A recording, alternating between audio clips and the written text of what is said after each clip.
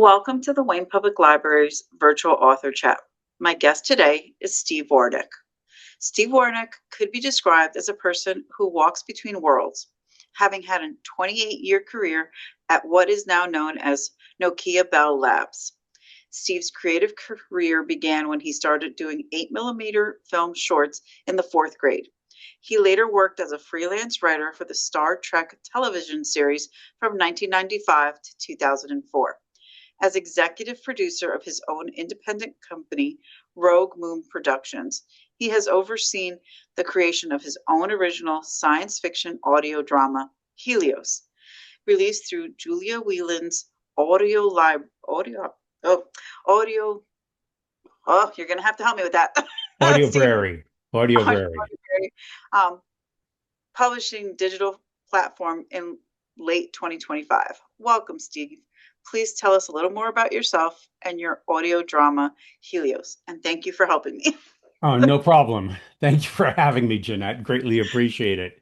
Yeah, I really let it. I've had kind of two careers in my life.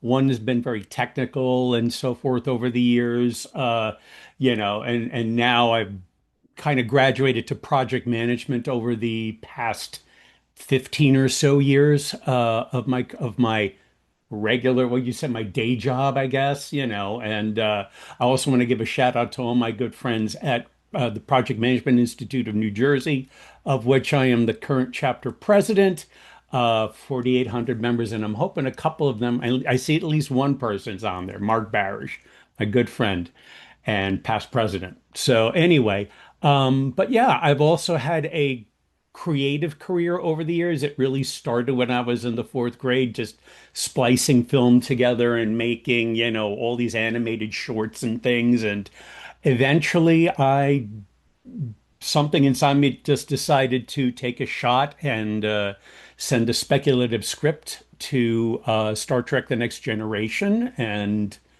a year later, I got a call back from them saying, "Hey, we would love for you to pitch to the show." And then a couple pitches later, I sold something for to their sister show, Deep Space Nine. Uh, Worked on staff for 6 months, and then after that, continued to work as a freelancer until the show was finally canceled in 2004, last season of Star Trek Enterprise. Um, since then, I was kind of, well, there was a good straight part of time where I was kind of looking for something to do, and um, some good friends of mine, including my very dear friend, Christopher Penfold, who had over 50 years of British television and film under his belt. We all took a liking to this one idea that we worked on, and which became Helios. And then it was another over 10-year odyssey to getting that made. What started as a screenplay and then became a few screenplays. Um, and we pitched that around Hollywood and London for a good few years. Got very close a couple of times, once or twice with the BBC out there in London. Couple of times here, but as with anything else, Hollywood, that whole industry really looks for, established property, IP, that kind of thing. So, a couple of years ago, I decided to redraft it as an audio drama, publish it, find a publisher, and I found a really great one. Julia Whalen is really awesome. They're starting out with this new platform. In fact, she did a lot of work for New York Times. I think she sold a platform to them. But they it kind of just gelled, and we got it made. We got it published, and now I'm just, pounding the pavement trying to get people to listen to it, which brought me to your doorstep. Yes, yes. And that was great that we connected and that you told me about the audiobook. And we have it here on our shelves. As I mentioned before we started the chat, I listened to it and I thought it was great. I was like looking forward to the next episode, basically. So You got me hooked. I would I wouldn't I say it's definitely appreciate it. the my genre. I do, sample different ones, and but I it's definitely lingered in my mind for weeks now. Cool. Um, at its heart, what would you say the story is really about? It's really a long distance love story more than anything else. But it's also kind of, its packaging is kind of like a sci-fi Western. Um, I'll also say that if anybody who has a very long and a rather lengthy sci-fi background or just enjoys good drama, if they've ever read or watched On the Beach by Neville Shute, great, great book, great film with Gregory Peck and Ava Gardner. Um, it's kind of like that, honestly. It's about survival. It's about two people that are surviving in their own ways in their own respective places, and they're just trying to come to terms with the end of the world. And there is an element of hope in there somewhere, but which but I'm not going to give that away. But really, that's kind of what it is. It's just two people. And I think also coming out of, since this was written kind of during that COVID period, it's about isolation and what it does to you and all those things that come with, being separated from the rest of humanity, which we all were going through in some way, shape, or fashion. Yes, for sure. And that does come through in the story. The especially the main character Jess, for sure with her. Since your book is an audio drama, do you Mhm. think that there are scenes that work better when heard rather than read? That's tough to well, so because this is a tough question, but I'm going to try to answer it anyway. Um, because normally what you would have is you'd have a book which would then become, they would make an audio book out of, and then they would do like a film or something like that, kind of like what Andy Weir did with The Martian, which is probably one of the closer things I think you could also kind of parallel this to because it's a very similar kind of setting. Um, this kind of went the other way around. This came through from a screenplay, and so we kind of had to work backwards, and put more on it rather than stripping more and more and just getting to the core of it. We're kind of like going in reverse. So I could literally, the next step could be me doing a book out of it. So, but I would say it was always meant to be viewed.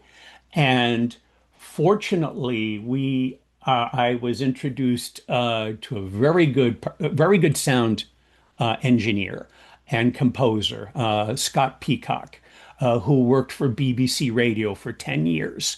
And he read this and said, this should be a film, but we're going to make it we're going to make it IMAX for your ears.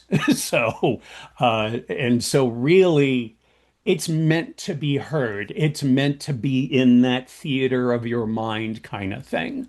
I don't think anything that I have at the moment would work as to be read because it's still very much screenplay format.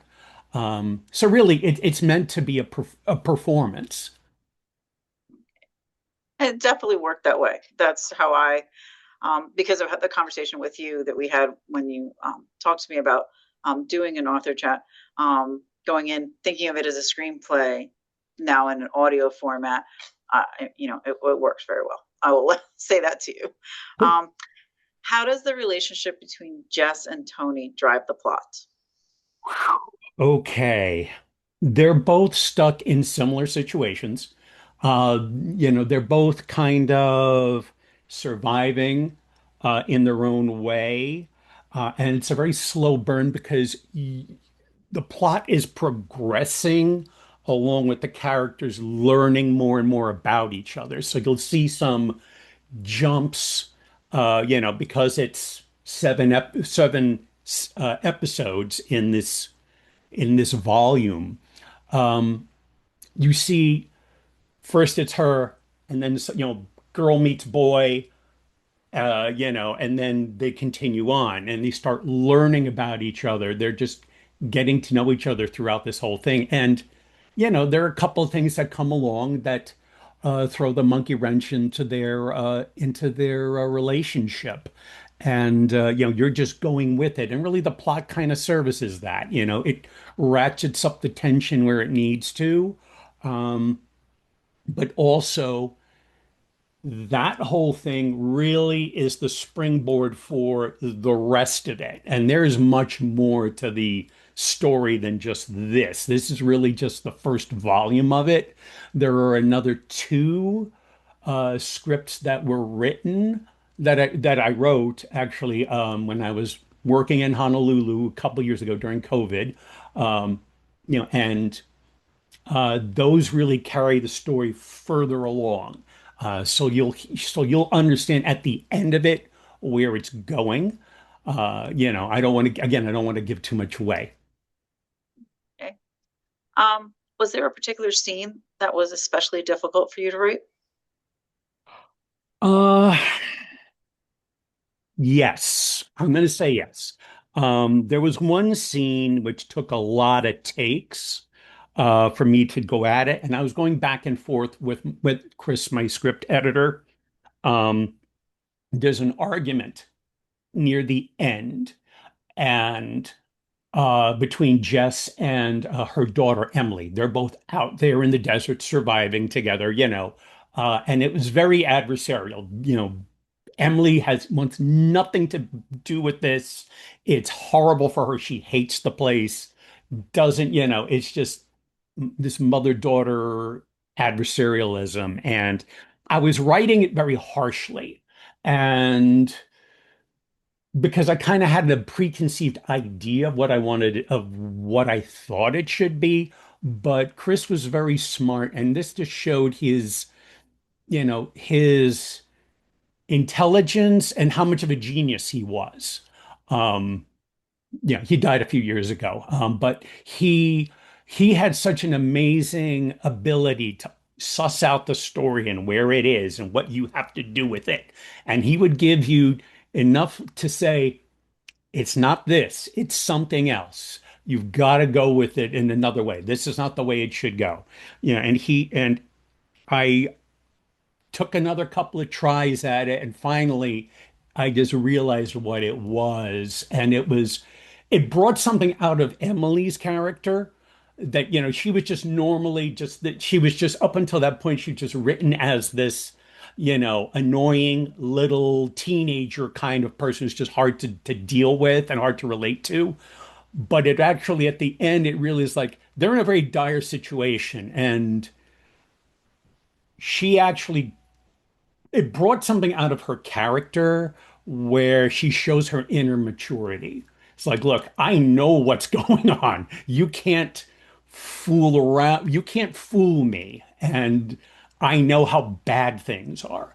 Um, and it's that sense of, it was also her sense of duty to her mother to have her stay.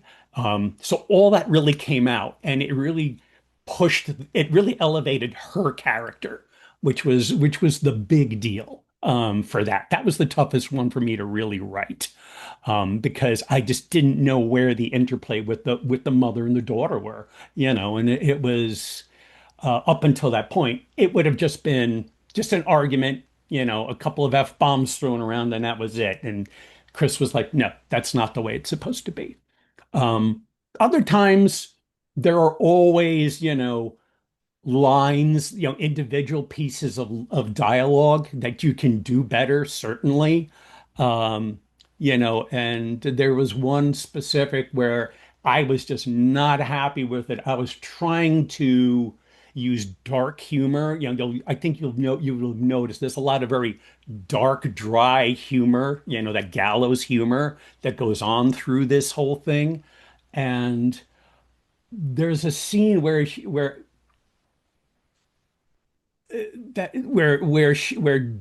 Jessica is trying to give a bit of information of how uh, Tony is bouncing his signal off a satellite to her, right? Because she's out in the Midwest. He's on a boat. in the middle of the ocean somewhere. And, the comment was just very on the nose and direct and everything. And it's just like, it was just no fun. You want your dialogue to be fun. And what I mean by that is it has something to give you. Um, and so but I finally figured out what I wanted to do with it. And it just became the line that it is now. It's like, oh, just like, it's like I was listening to a thing about a cable television ad, and I was like, wait a minute, that's it, taxes and fees. That's how I'm going to do it. It's a satellite company. It's the same thing. So I kind of redid that a bit. It's like that's what I wanted to do with it. So there's always there's always room for improvement in every script. You'll always find something that you always wanted to do a little differently. So, you know, yeah, I mean, I think that's really it. There's always a scene that's just that's just a slog to get through, but you got to keep doing it. You just got to keep hitting it with a hammer. Um, what do you hope your listeners are still thinking about a week after they finish the audiobook, or even longer than a week? Um, is there one thing in particular, or Yeah. part I, of the I want storyline? them to be I want them to be thinking about Jess and Tony and all the other characters and say, okay, what's happening next? That's what I want.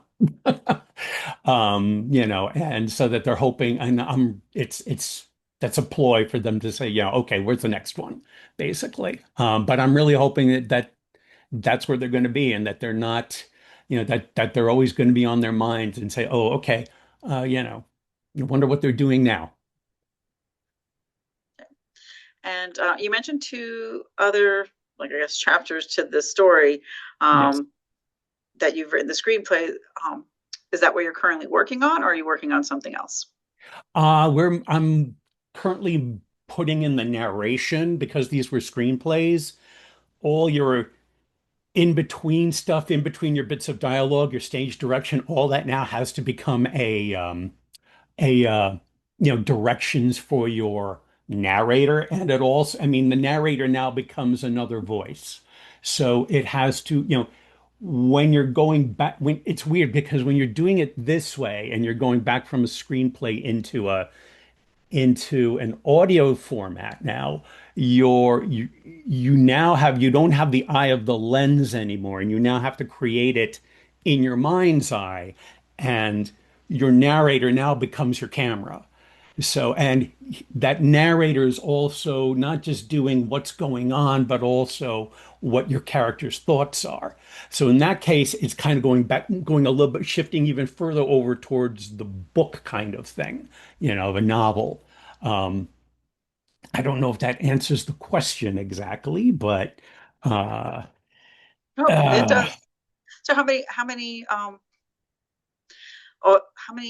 screenplays do you foresee, like for the storyline? So like if you were going to make these individual audio dramas, how many do you foresee? Like okay, how so many we have chapters? two more. We have two more that are basically written. They just have to be converted over, and I'm doing that now, slowly. We originally figured this would be a 5-year television series. So that's kind of like, and getting these other two additional scripts written while we were in the production process, kind of like the test to say, hey, does this series have legs? So I certainly see, oh, I mean, this could go on for another 50 volumes, so individual pieces of this. Certainly Christopher thought it had legs. So I'd love to try to prove him right. But other things that I'm working on, there's always some stuff you're working on. There's also, I had a really great idea for a little horror thriller film that I'd like to do. I've been taking some notes down for that. Hopefully I'll get off my butt and actually do something with it. It's you throw when you have a full-time day job and everything's coming along, you throw it on the pile, I'll get to it eventually, but so. Okay. Um, so can you describe your writing process from idea to finish? I usually say manuscript, but here I'll say script.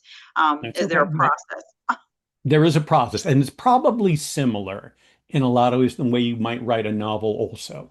Um, Traditionally, and I'm going to say traditionally, what you would do is you'd beat around an idea, myself, my writing partner, Chris, whoever, and we would come up with an idea. It's like, okay, this is what we're going to do. We write down our characters and do what Christopher would call the iceberg work. It's creating the world, figuring out all the stuff, for your characters like Jessica, what's the general stuff in her, what's her baggage kind of thing, and like the chapter 4, that took a lot of that iceberg. Well, actually, I shouldn't even say that. I'll say that for a minute, but that kind of stuff would be in your iceberg work. It would just be, okay, what is this person's history? What are they all about? What do they hate? What do they love? What are their relationships? That kind of thing. So you would take all that and for each of your characters, and then you would go in and create basically a treatment, which is X number of pages to say, okay, beginning, middle, and end. What is your story? What are the gyrations your characters are going through? And from beginning, middle to end, really. And that can be 2 pages, it can be 10 pages, So normally I would say you get about a 9 to 10 page treatment out of like 1 hour of television. No, 6 pages. I'm sorry, 6 pages. So this became about 15 or so, and then you would go into script after that. You would pump out your first draft, your vomit draft, and then just go from there, rinse and rewrite, rinse, repeat, and keep doing it ad nauseum until you're more or less not happy with it, but you're not unhappy with it at some point, it's and it's interesting because, now with artificial intelligence, you can kind of fast track some of that stuff a little bit, I hope not tremendously. I mean, because otherwise I think writing would get kind of boring if we just let a computer do it all. But I certainly think, trying to get some stuff together from a story and put it into a first draft, that's really the toughest to do because it's always easier to go back and edit something than it is to do it from scratch. Oh, yes, absolutely. And it's not that different what you've just described as to most of the authors that I speak to, of having kind of like a Bible where they have like all the information of each Hmm. character and their interconnectedness and their, all of their history. So it's basically the same, except you're using some lingo that I haven't heard, which I assume is more from screenwriting world. More from screenwriting, yeah. Yeah. So in the blurb for Helios, it says that it is the first part of a sci-fi human drama. How Hmm. did you know when this part of the story was finished? How did you know this was the end? Well, because I knew the beginning, and this is another thing when you're going into writing, you may know a beginning and an ending. You just need to fill in the middle. I knew what the beginning was. I knew that we were going to wake up with this character in the middle of the desert after a nuclear holocaust. And I knew that at some point at the end, these two people she was going to meet someone and they were going to, I'm not going to say, but anyway, they were going to meet each other in some way. Um, we knew that that was the jump off point, that that was the ending point. And this is really all of it in between is really just a character piece.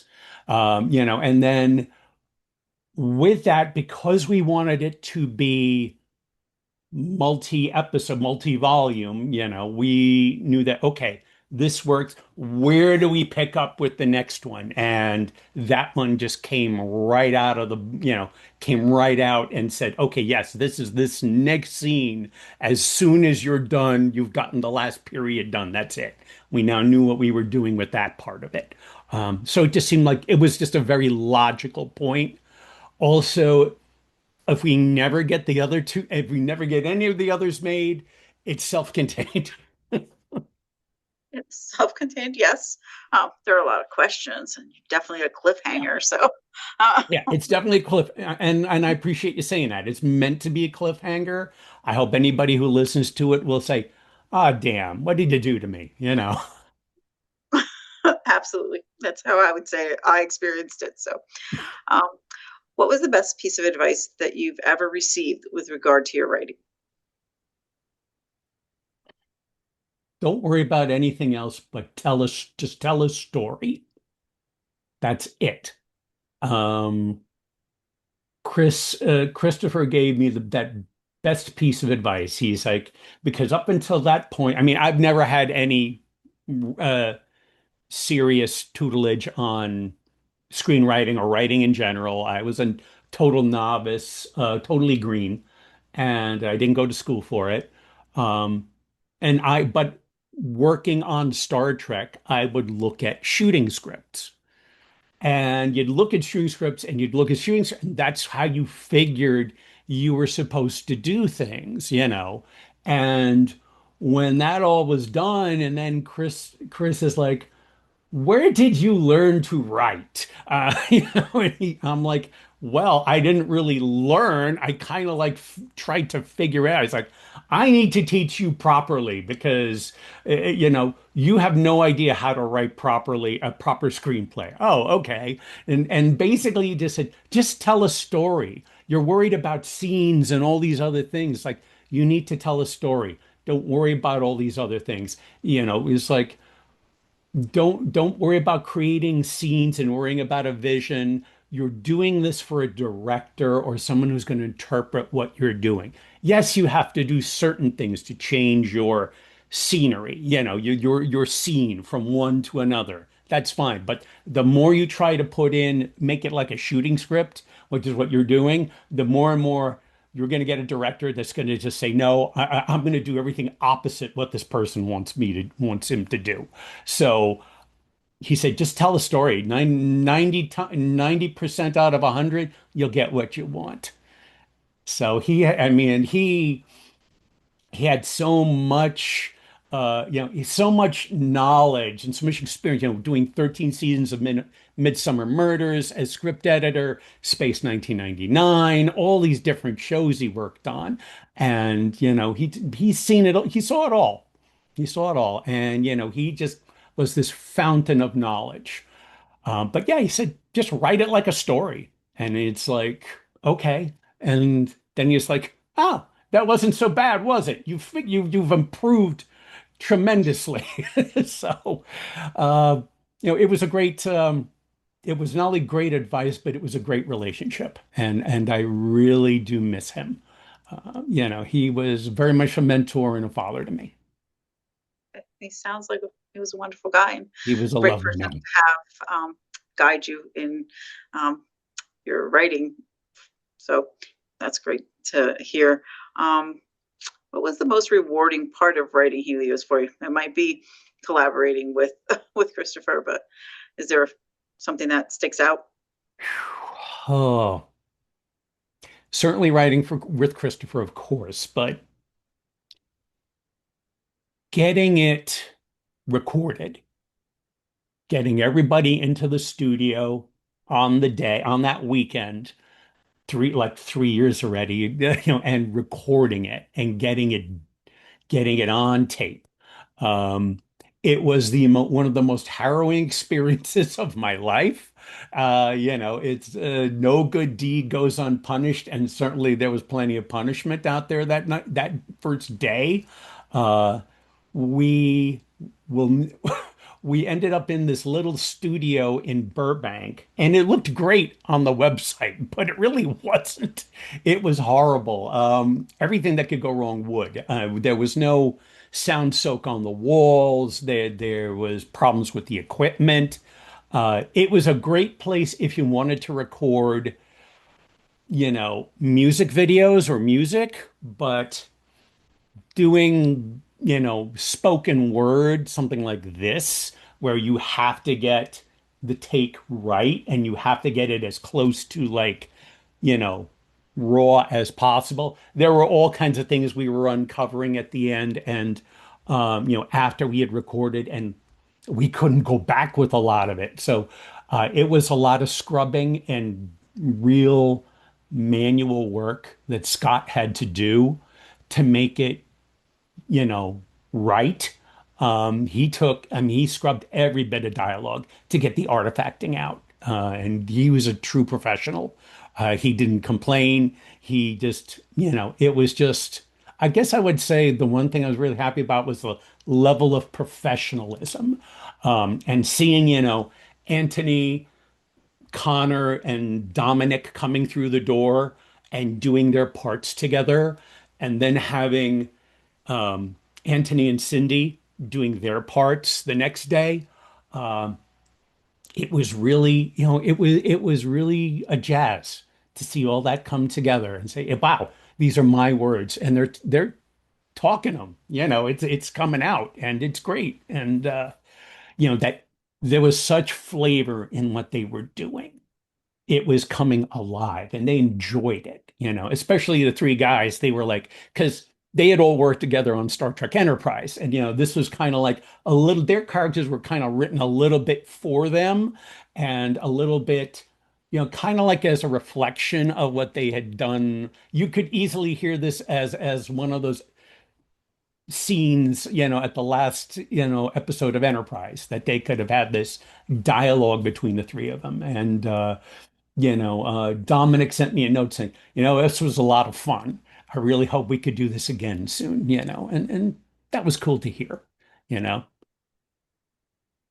So, um, again, I'm often talking to authors and their publishing journey is Hmm. finding an agent, a publisher. So it sounds like this was slightly different. What was your publishing journey, and what were some of the most important lessons you learned throughout the journey? I got very lucky. I'll say that right now, but it was right place, right person. Um, I had been because I had gone to some of the bigger outfits in audio like Big Finish and Roddenberry, trying to get to them. And yeah, you know, they'll do whatever with it and they'll be like, okay, great, but you'll never hear from them again. And they'll just leave you hanging. Um, so I was like, well, let me get on LinkedIn. I'll get a professional account and I'll just start pinging away at people. Anybody in the publishing industry, you know, just banging it out. And I would just be doing that every day. Hey, would you be interested? Hey, would you be interested? Hey, would you be interested? And a friend of mine did, you know, I was getting discouraged, and she was a friend of mine said, keep doing it. Someone is going to talk to you sooner or later. Just keep trying. It's the best advice she ever gave me. Um, One of the people I pinged was at a larger publishing outfit, gave Julia my contact information because Julia was looking for content for Audiobrary and especially quality content. And she was like, hey, I'm doing this. It's a new platform. It's really for creators. You know, it's not Amazon. It's not, you know, it's not Audible. It's not Spotify. We're not the big three, but we're independent and we're really looking for people that are interested. And it's like, I was good. I'm like sold. So, you know, she was like, I can get you into libraries. I can get you into, you know, wherever. You'll get on the big three and you'll get on my platform. Julia also did actually is also an author. She wrote the book My Oxford Year, which was later filmed by Netflix. So she's got her chops. She's done over 300 audiobooks herself as narrator, and counting. So she has a studio in her house. Lovely, lovely person. And she was just so great to us. Said, here, okay. Uh, I was happy. You know, I was very happy and I lucked out. So, did you send her the completed audio, like the audio, the recording already, or was it Oh, okay. Yeah, So it we had was it all done. We had it all packaged. We were just looking, I mean, it was all edited. We had the music all done, the scoring, everything. It was all edited and packaged. And all we were just shopping it around, at that point. And she just contacted me. It's like, hey, would you be interested? It's like, great. So the bit of advice would be keep plugging away. Sooner or later, if you're looking for a publisher, someone's going to find you, you know, and just have something in hand that they can't really, that, you know what, okay, I want this, I like this. So, again, from the authors that I've spoken to, if they have an audiobook, and many, many do not, hmm goes in the opposite. They have to write the book. And then if they decide to create the audio for it, then they go, searching for how to get that made into an audio book. hmm And then whoever they choose is usually how it gets, you get the narrators, you get all of that. right, It's not right. something that you hand over. No, this is totally different. We had a whole ensemble crew that we already wanted to use. We already had all that together. So and it's, I'm hoping that the audio drama market will start to, you know, go up because, it's not just one person. I mean, this is like watching or hearing a stage play, so you're hearing everything and it's not just one, and I'm not trying to diss traditional narration, don't get me wrong. So, but it's just got this whole environment around it. And you're hearing it all. It's tailored. We tried to craft it for the listener. No, absolutely. I mean, I could tell that when I listen to it. Um, have I listened to a handful of audiobooks that maybe have played that way? Yes, but it's not the norm. It's like, the very infrequent do I stumble upon an audiobook that has that level of narration. Um, so my next question was how involved were you in selecting the narrators? Obviously, a lot. Well, I mean, all the actors we already had lined up, and then, I knew that Nick Tate had to be the narrator. Number one, Christopher and Nick were very good friends since they worked way back in the day in Australia on the Australian series My Brother Jack. Nick was one of the co-stars of that show, and Christopher was working as a script editor on that show um, way back in the day. And then they both worked again together on Space 1999, which is where I originally knew Nick from because he played pilot Alan Carter, one of my childhood heroes. And I got to know him, while we were making Helix, doing all this, writing it and everything. And I said, you know what? We're going to have Nick narrate this. He's going to be my narrator. Nick has not only has he got the acting career, but also he has a voiceover career. I would say he's one of the top 4 or 5 voiceover artists in the country for like commercials, that kind of thing. If you've ever listened to the original Jurassic Park, the original Jurassic Park, he did the advertisement for that. He's the narrator. He's the voice for that. So if you can't have a listen to that. But yeah, he's had a huge career in doing voiceover and trailers, stuff like that over the years. So he was just a natural, and he had a studio in his house, a voice closet, and he was just banging away, and he was happy to do. It's like, I don't know where this is going, but I'm going to do it. And there are some takes where he really he really ground himself up at somebody. It's like 2 o'clock in the morning. I'm looking at the time code on there and he's like, Ugh, I can't do anymore. And he's out of it. He's knackered. He just wants to go to sleep, but he's trying to push it through, because he's doing several takes because he's really a professional. So yes, Nick was my choice of the overall narrator, of course. Um, so do you think social media has played a role in your audio, and I say audiobook, but audio drama success? Or are you using social media to I promote it? am using social media. I have found out that it's very difficult to get someone to try something out just by posting on social media. I've noticed more that really what you need are reviews, on like Goodreads or people just talking about it like on Reddit, those kind of things. But definitely reviews. And, there's a couple of reviews that came out.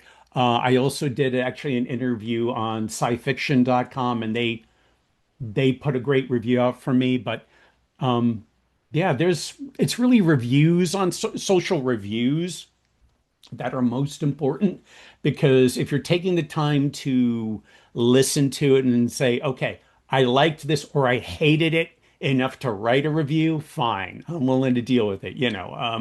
So if you're picking it up to listen at the Wayne Public Library, do please, if you've listened to it, do please give me a review if you wouldn't mind. Okay. Um, and I like to ask, what advice would you give a new writer that's just starting out? Get a day job. Nobody likes being a starving artist. Um, Other than that, I would say do what you're doing for fun, write for yourself. Because usually when you write for yourself, uh, you can, you are writing for everybody else, and somebody will find commonality in what you're doing. You know, it's, uh, it's kind of funny because there is a scene in midway. It's chapter 4 of Helios, where it's all just character. It's just character from one end to the other. It's all just a personal exposition on inner turmoil and guilt and everything from Jessica. Because the situation just ends up that way, and so she takes over. And it's funny because this was a this was a this was an offhand this is based on an offhand comment that my writing partner Robert made. It's like, we really need a beefy, a meaty dialogue part to this thing. We need a chapter that's got meaty dialogue in it. So I'm like, oh my God, I have to go back again. This is after like the 30th time, and I'm like, fine. So I banged something out in like 2 days. Like I know what I'm gonna do. I was banging it out. I was like, I'm just getting out of the back of my head. This is what's going to happen. This is what she's going to talk about. And I just threw it on the page. And at the end of the day, the title became Robert's Meaty Dialogue. So, but all of this was this exposition that she's doing, and it's just her dealing with all her inner turmoil about her family, her past, and everything. And, um, it was funny because I had one or two people talk to me. I had one or two people look at it and go like, wow, I've thought about things like that sometimes. It's like you know, there's a line in it called, "Is this my penance? Is this my purgatory for who I am?" And a friend of and someone I knew who just read it, just read the script, was just like, "Wow, I actually do think about that sometimes and why I am where I am in the middle, in the middle of my life." I'm like, and she was just like, "Thank you." So you'd be surprised what resonates with people. But if you write from the heart and if you're writing like for yourself and like putting your thoughts on the page and trying to become your character, just know where, I mean, I was becoming the character and trying to say, okay, I would run through this in my mind 100 times. Like, how would this come out on the page, And yeah, and it just came out, I think it came out so well. for me anyway, it was very satisfying. I like to end my set of questions with Okay. a sort of fun question. If you could live in your fictional universe, would you? Oh, that's like asking Stephen King to live in one of his horror films. All right. I don't know if I would want to do that. It's not meant to be a livable universe, really. So I'm going to say no with the caveat that unless if I was like in a position of power somehow. But I'm Okay. going to say it's not really meant to be that way. So, but let's get to the audience questions. So I've unmuted everyone. I do want to say that David said early on that that's a great feedback that the story wants to go in another direction. Do you find that attachment to who you want your characters to be gets in the way? Yes, absolutely. You will go into something saying, no, the character's got to be like this and it's got to be like that, and you just know where your character's supposed to be. But the story has to write itself. And, um, I did help a friend of mine who's like, hey, can you look at this script? Okay, fine. And, it was a thing that was going on. And I'm like, okay, yeah, yeah.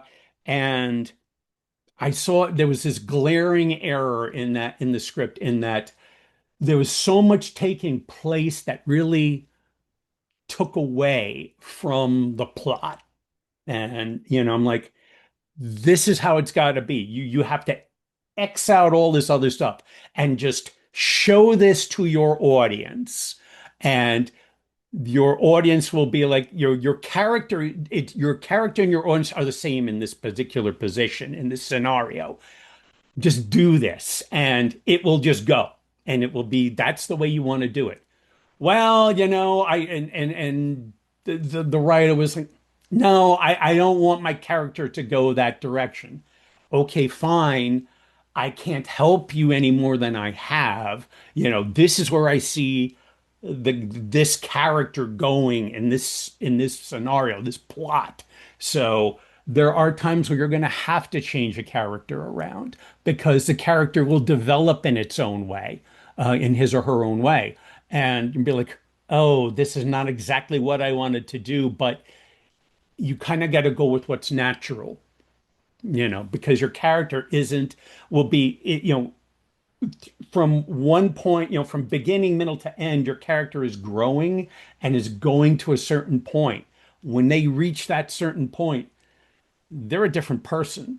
It's like I'm not the same person I was 20 years ago, 30 years ago, even a year ago. We all evolve as we go along. So do your characters. So you got to keep in touch with that. And it's like, where's your character's inner voice? What is that person doing? And uh, yeah, it's you got to let the story write itself. That's really what's important. So if anyone would like, you can unmute yourself and ask a question directly. Please. This is Mark Parrish. I just wanted to, well, first of all, thank you for coming on here, Steve. Very interesting presentation, and Janette, you created some very great dialogue. One of the things I noticed, though, it's not really a question, but I noticed that because it's an audio book, it forced me to concentrate a lot, and all that stuff that maybe if it was a screenplay it would be put into, you try to put it into pictures, but my mind created very much this dystopian world. And so it meant something to me the way I was able to visualize it, and it kind of, I don't know, it's just a very interesting experience, very different than if it had been like a movie or something like that. So very interesting format and what it did for me in my experience. Cool. Thank you, Mark. Appreciate that. John V, do you have any questions for me?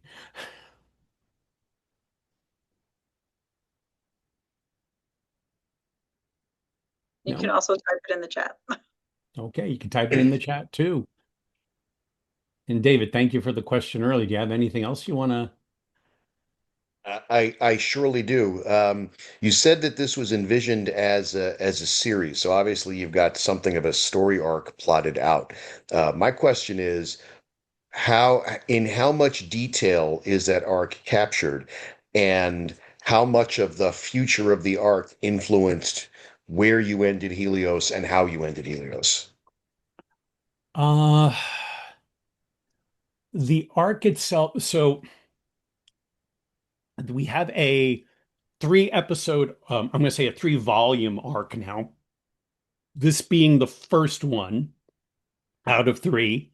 And once that is done, I mean, there's very much a clear jump off point after the third volume is done. And then that then goes on. We've mapped it out about another 5 to 7 volumes that we have a general idea of what happens in each volume. Okay. So plot wise, we have all that. Um, like a pager, let's say, for each volume. That's all you really need at this stage of the game. And then Christopher did a more of a 1.5 page treatment of how he saw the overall series arc for 5 years would go, and what are the players, what are they doing, because it's very much after this it changes dramatically. It's like the how do I say it? I use the joke of, this is Star Wars to the rest of the Star Wars universe. Okay, that first film, this is just Luke Skywalker on Tatooine, getting to the point where, oh, wait a minute, now everything's jumping off from here. So I don't want to say too much, but that's really how this episode fits in the whole grand scheme of things. But we don't have exactly a lot. Maybe if there would be maybe like 15 pages of supporting material plus a show Bible, which kind of went into the show Bible anyway. And there's some other stuff there, but there's an idea where this series is going to go.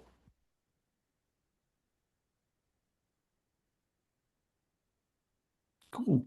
All right. Anything else? Anything else that comes to mind, Janette? For me, no. No? I've Okay. got my questions for this evening. Um, I oh, John V. Hi, Steve. Hey, Just John, wanted to how say are that you? I'm doing okay. And yourself? I'm doing all right. Just want to say thanks to you and Wayne Public Library for hosting this event. When I started listening to Helios, I couldn't stop. I had to go through the entire audiobook in one setting. I just couldn't walk away from it. It was that good, and I'm waiting for the next installment. Appreciate that, John. Thank you. All right. So thank you all for coming this evening, and especially for Steve. Thank you so much for bringing Helios to our attention. And now we have it in the library. I got to enjoy it. I also listened to it straight through one sitting. I didn't chop it up over a course of a few days. But we spoke earlier. I want to thank you for again bringing it to our attention, but also I wish you all the best of luck, and hopefully the next two screenplays can be made into audio dramas, because I really do look forward to listening to those. No Um, problem. You'll be one of the first people I reach out to. Also, I think what was that system called Hoopla? I think you can download that as well. we do have it available on Hoopla also. So if you're into digital downloads, it is something that we offer in Hoopla as part of our plan. Um, so it's not just the physical audiobook that is available. It's back on the shelf for anybody who wants to borrow it. Um, but again, wish you all the best, Steve. And I'll be looking out for that part two soon. Cool. All right. Jeanette, thank you so much for having me here. I really appreciate it. It was great.